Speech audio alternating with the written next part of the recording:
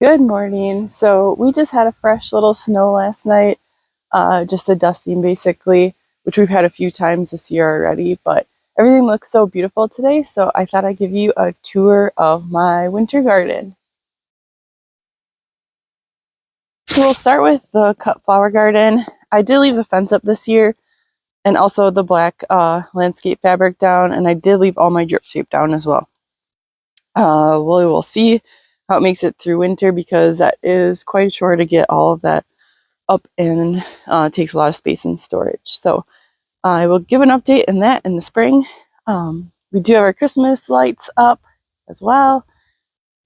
You can see the crabapple looks really beautiful in the snow, as well as the azalea bush there. We have some roses behind there, which I'll be pruning down later this winter. And I did put some pine chips, some pine bedding around those just to protect them more in the freeze thaw that we see a lot here in Wisconsin. So down here too, I also have a lot of iris that I cut back.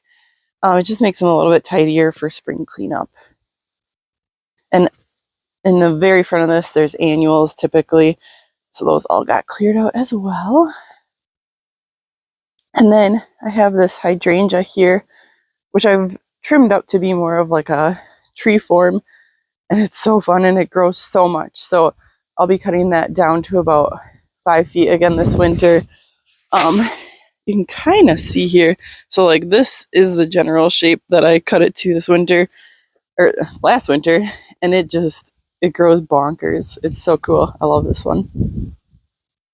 So we're gonna turn over here next. All right, so this is the driveway garden here. There's irises in here. There's peonies all along this back row here.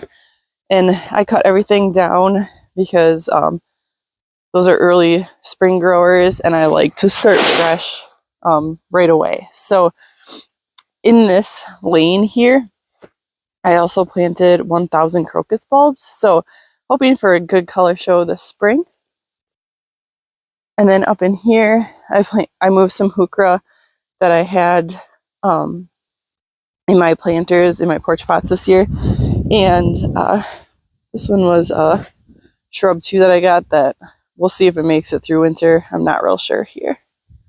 So if I swing back around here, these I believe were some Jacob's ladder on the tree here, and I split those out from their containers quite severely, so I'm hoping they all rooted in. I got this Carl Forster grass from Home Depot, like last chance clearance sales, but it's looking great, so I think that one will make it. We've got denim and, or not denim and lace, Russian sage here. There's some more stuff in here too that I didn't cut back most of the brand new stuff just so that the leaves would collect around the base to give it a little more protection for this first year. These are 2 different willows here. And then in those cages back there, I have propagations from my limelight hydrangea. So I'm really hoping those take this year. We also planted 2 new Royal Raindrops crab apples, and those really look good. They have a purple bark, and I'm really looking forward to those getting bigger because they'll have more of a presence back here. There's some other little random plants, and then I also started some yarrow and some daisies that are planted on both sides here. They're just tiny little seedlings, so I'm hoping those overwinter really well too. So I'll get on this side here, and this was the limelight that I took those cuttings from earlier this year. So everything looks beautiful right now. That little bit of snow. So over here to the garage garden, this needs a little more winter interest. Everything pretty much is a herbaceous perennial. And except for this little mini tiny wine 9 bark I love that one. That one was such a good find. So that's what that looks like right now. And then I also, if I swing around this way, we took out some of the trees and branches around this river bark popple. This is such a beautiful tree. So we wanted to highlight that. I'm going to take down this fencing here this spring. These are the blueberry bushes in here. I'll also be doing some winter pruning on those. And then this here is the peach tree. So that grew so much this year. I'm pretty amazed. And even like the diameter of the trunk probably doubled. It's crazy because it was only like that big.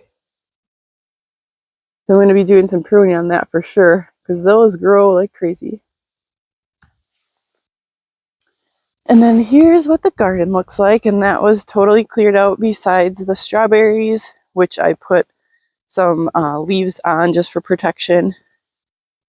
Did that last year and it worked good.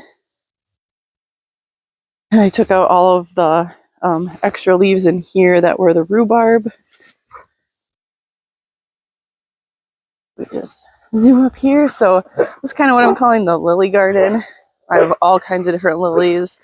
A lot of them came from one of my mom's friends, which is fun to propagate her collection in my garden.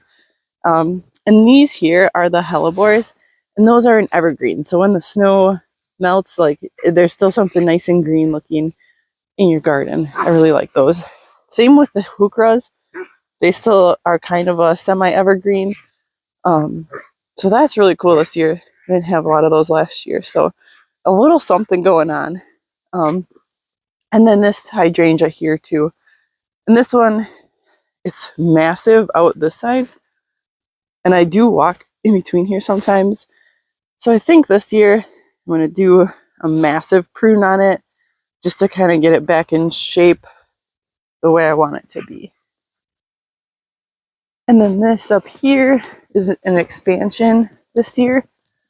So this will be, I did move quite a few lilies up here. I'm going to try to be interplanting daisies as well. So I'll be doing a lot of work this spring in this area. The last area here is the orchard, which I can't get in because the lock's frozen. But I did just spread a bunch of new wood chips for weed suppression. And the trees all looked really good. I'll be doing some pruning this winter on those as well. And I think that's pretty much it.